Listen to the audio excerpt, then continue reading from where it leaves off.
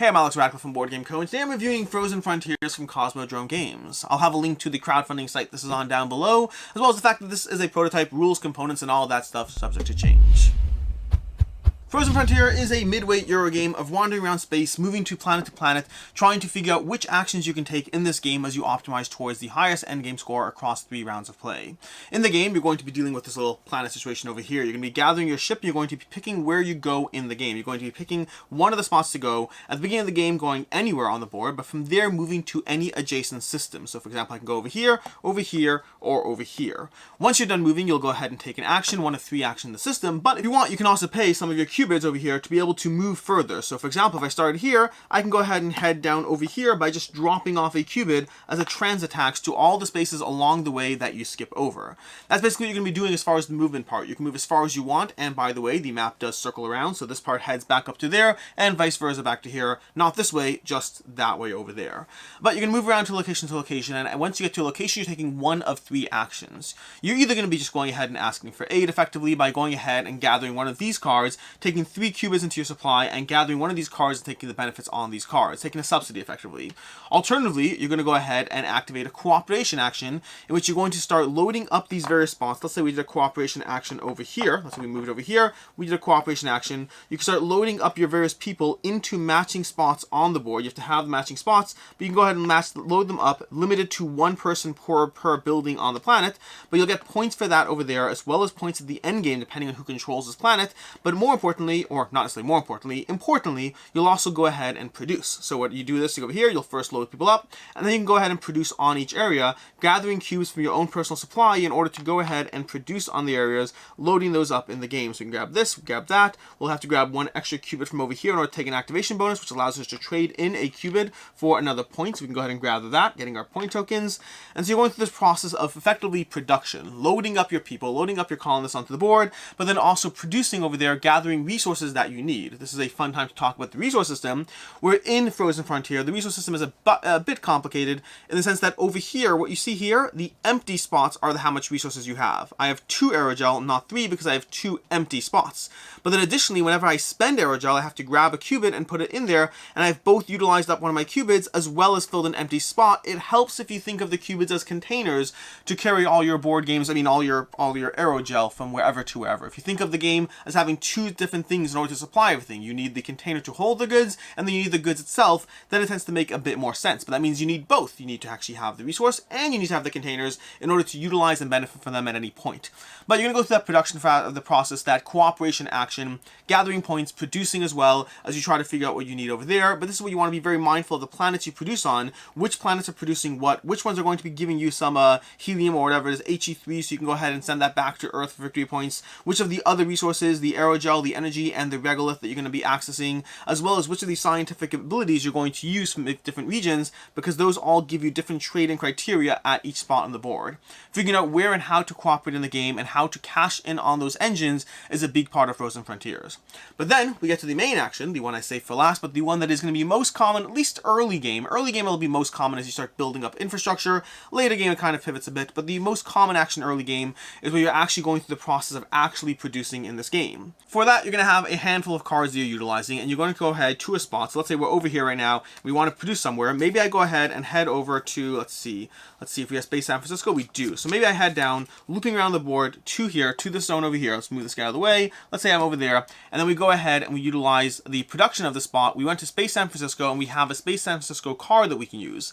This is where you're going to have a system in which you can either discard a card matching the building, or discard a card matching the location. See, every single card has both a building on it, a specific building on it, as well as a location. And you can either discard the card matching the building in order to build that particular building at a location, or matching the location in order to build any building at the location. Or if it matches both, you'll also have the opportunity to slot this into your player board as a project. Wherever you have a free space, slotting this into your player board in order to be able to get the benefit of that project, which will either be ongoing benefits, one-time benefits, or whatever it is, or endgame bonuses, or income benefit, income rounds, whole bunch of different options as far as the types of things that these benefits give you when you match a project. But you're going to go ahead, when you do that, when you build a building at a allocation, you're going to go ahead, you're going to look at your project sheet and your costs. You're going to spend those resources, which involves taking resources, qubits, back to the container. So for example, let's say in San Francisco, we are building right now this region, this building over here. This one over here is going to be a research station. We'd have to go ahead and slot a cube back into regolith. Wrong board over here. We should do this on the proper board. Slot a cube back to regolith, grab a small building, put it into the research station, and then from there, we're also going to go ahead and advance our token, our yellow token, up the research track, because that's the benefit it shows over here. When you build a building, you're choosing the building, or possibly having the building chosen for you by your cards. You're paying the specific resources, and then you're putting a building down the board, and you're moving up the track, and now you have a new spot, which is going to contribute to both more places to put down engineers and colonists and whatnot, as well as towards the area control aspect, for better or for worse, because at the end of the day, if red ends up controlling the zone, you've just given him an extra point. All the colonists over there, as well as the buildings, will all contribute points towards whoever has the area control of any specific region.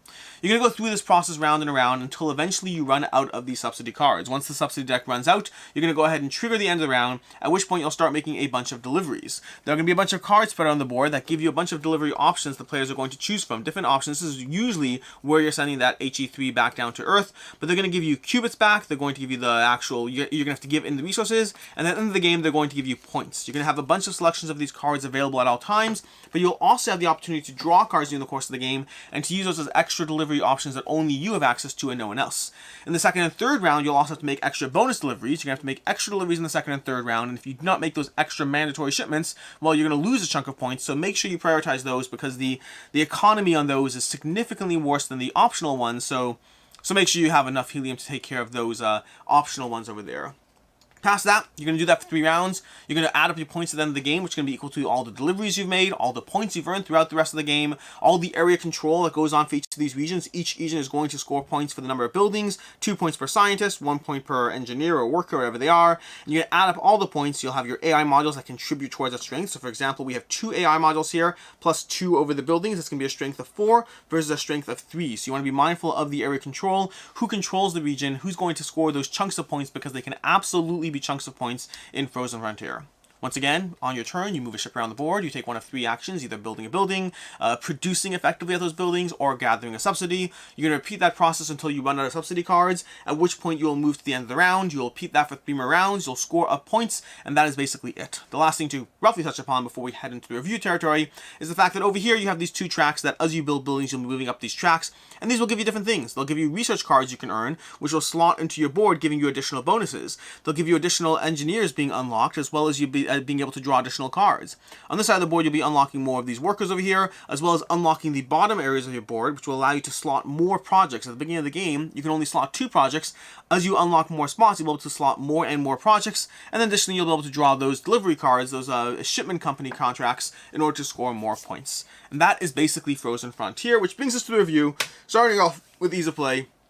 Overall, I thought this was a pretty easy game to understand and dive into. Rulebook is fairly short for what's going on in the game, and fairly easy to understand. No strong questions as far as the rules. Gameplay comes in at roughly, I want to say, an hour and a half, 2 hours. The game's actually, I believe, rated as longer, but came at roughly roughly hour and a half, 2 hours for the game. As far as what I like, don't like, I can see others not liking, starting off with the tableau building aspect of the game, specifically with those production cards and research cards. Easily my favorite part of the game is where you build a tableau. I like tableau building in games, and Frozen Frontier gives that to you through the research cards that you're slowly unlocking, which the first 2 are more tableau building, and the third one is more point scoring, but you'll have those extra benefits coming into the game, as well as the fact that you have these project cards that will give you points or benefits or more helium or more resources or more anything as you go through the game. But building up your tableau, building up your own efficiencies, finding the areas and opportunities where you are stronger and trying to take advantage of them, that is easily my favorite part of the experience, because I like tableau building in the games.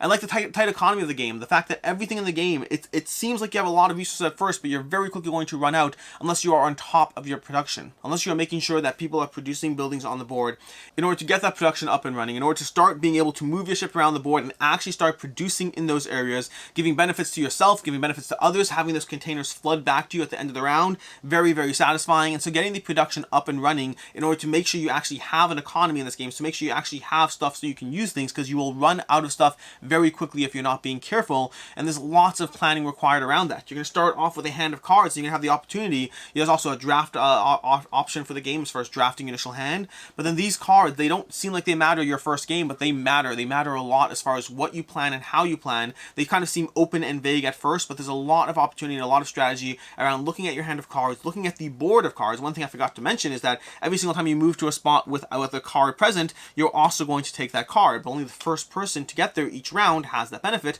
but then after that, in between rounds, you'll refresh the supply. But that means trying to figure out the cards on the board, the cards in your hand, trying to build a tableau, trying to build an engine around all of that. That is the most satisfying part of Frozen Frontier. It gives you a lot of planning, a lot of research, a lot of upgrade, and a lot of stuff that you try to think through what you're going to do and how you're going to do it, while having to be mindful of the fact that other players are going to build in your spots, other players are going to produce when you're about to produce, other players are just basically going to get in your way and take the things you want, even as you try to build a plan around it. As far as what I don't like in the game, first of all, the game does feel like it moves a little too quickly. The game does feel like it gets to that end round a little too quickly, although this is an important part to note, that's at least based on how we play the game. It's entirely possible that there are more optimal strategies or pathways to pursue, but we felt we were going through the subsidy deck faster than I would have ideally liked, giving us not as much time to fully build up our engine and really engage with the game and the experience as much as I would overall like to. This is one of those games where I want to get more done, which is not an unusual feeling for me, but I definitely felt that Frozen Frontier is a game which I wanted to get more done before the game ended. And then secondly, I'd say that this is a game of lots of small optimizations. While there's lots of planning, while there's lots of things you need to do, while there's lots of stuff happening and things to plan around and tableaus to build, most of the things are small optimizations. There's no crazy powerful moves, there's no crazy powerful cards, there's just a bunch of small ways of, when you do this, you'll get an extra point. When you do this, you'll get an extra point. If I go ahead and produce here before you produce there, I'll get an extra 2 things. There's not a lot of larger things happening in the game, and there's no moments where I felt particularly cool or powerful in terms of what I did. I just felt like this was a game which I planned, I strategized, I looked at my cards, I made my decisions, and I thought through what I want to do, and then I executed on it, all of them earning me 1 or 2 points at a time, trying to work my way towards the end game. Lots of small planning, but just no major, powerful, fun things happening in the game. As far as what I can see others not liking, first of all, that inventory system is weird and takes a bit to get your handle, to get a bit of a hang of it. This is one of those things where I've had to explain it multiple times to people. It's not immediately intuitive how this works, especially because of the fact that, again, there's 2 kind of economies here. There's the economy of your resources and the economies of your qubits or your containers, and trying to balance the 2 is how you manage your inventory, and that is not intuitive in the slightest. It's interesting, it's innovative, it's not intuitive. But then secondly, I'd say that the cards can get very tight in this game. That whole tightness of trying to figure out your perfect planning, optimization around how you're going to work the board. Well, since you don't have a lot of cards coming your way throughout the course of the game, there's going to be a few more times you're going to be picking up cards as you go around the board, and then gathering cards at a few bonuses here. But most turns you're going to be playing a card, not necessarily most turns, many turns you're going to be playing a card to try to produce or build something, and trying to plan around a fairly tight economy of cards and then make decisions around that. Well, I enjoy that process, but you might find it a little tighter or more restrictive than you want. As far as final thoughts on Frozen Frontier, I am mildly torn on this one. I like some of the things the game is doing, and I like the tableau building it's giving me, but it falls into that category of games that I haven't loved in the past, where it feels like all the strategy is like a lot of thinking, a lot of planning, and a lot of optimization, and a lot of mental energy, but for a lot of small moves, which is a genre I haven't loved in the past. Other games like this for me have been games like Pipeline or Imperium Legends or Classics or whatever it is. Any of these games that I personally find that for myself, I like having either lighter return and lighter planning, or lots more planning and heavier return. I find Frozen Frontier falls into that zone for me, where I have to heavily think through every single thing, but I don't feel like I'm getting a heavy, massive payoff for that. I feel like the heavy thinking is just to get the minimum payoff and survivability of the game. Everything is tight here, which I like, and the planning here is essential, which I like, and the tableau building is there, which I like, but I'd want more and cooler stuff, I guess, for the level of actual strategy going on here. For me, this is a 3 out of 5. I like it, but it's just, again, it's a genre that for me, it may well work for you. If you like some of the games I mentioned, games like Pipeline, games like, well, Imperium Classics or others, I'd have to think through, but there's a certain genre of game that, to me, Frozen Frontier falls into, where it's heavily strategic, but doesn't have a huge payoff, which may well make it a better fit for you than it has been for me. For me, I enjoyed it. I liked it, but I'm not quite in love with it. As far as other game recommendations, speaking of which, we have Imperium Classics, we have Pipeline, games like that give you that huge, intense amount of planning with a lesser payoffs as far as the bigger moves. And then secondly, a game that I actually felt similar to, although on the much lighter side, is the Artemis Odyssey. Again, this felt vaguely reminiscent as far as the exploration, the space, the building of things up slowly but surely. Very different genre though, and a much lighter game. In any case, then until next time, I'm Alex Radcliffe from Board Game Co. Hope you enjoyed this video, and as always, I hope you have a good one.